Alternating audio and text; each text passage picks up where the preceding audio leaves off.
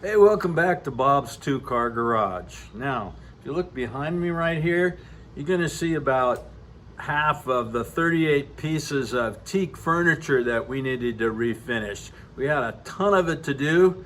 Stick around, I'm gonna show you how we did it. Hi, my name is Bob and I love my two-car garage.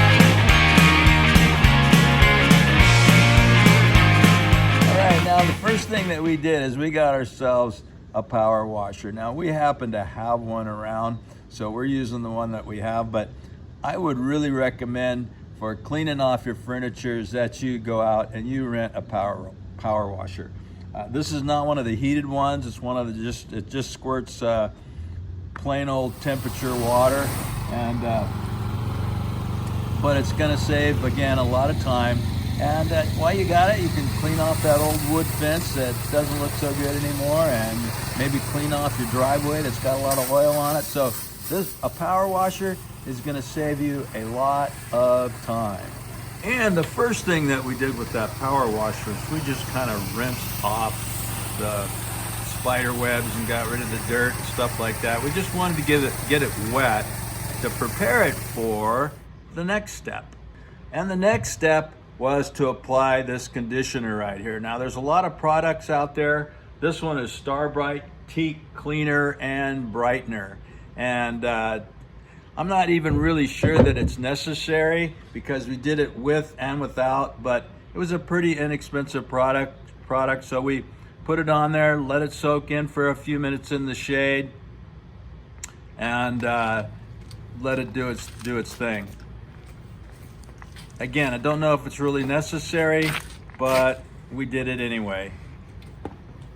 Now, after we let that stuff soak in for a few minutes, we really went after the furniture with our power washer.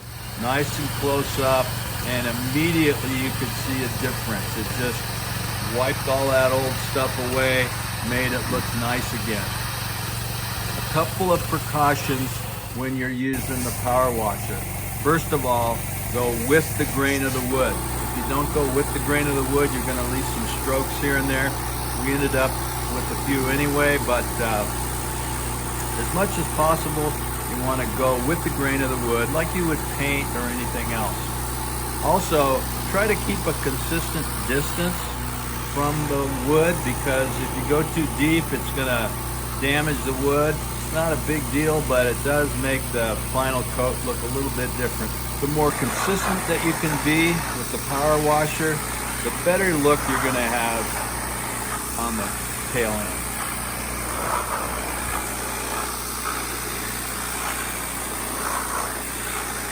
So this is what the furniture looks like after we power washed it. It looks really nice, but there's a bunch of fuzz coming off the top of it, which I don't like. So gonna have to do something about dealing with that, but the power washing worked really well, really speeded up the process. Now, whenever you wet down wood and let it dry, the grain of the wood is gonna raise up a little bit.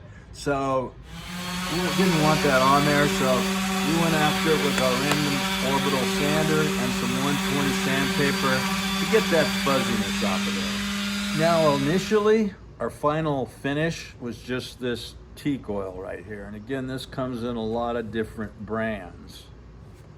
However, we found that it took a lot of coats of teak oil to make it last. It just kept soaking in and soaking in. Yeah, and it looks like some places it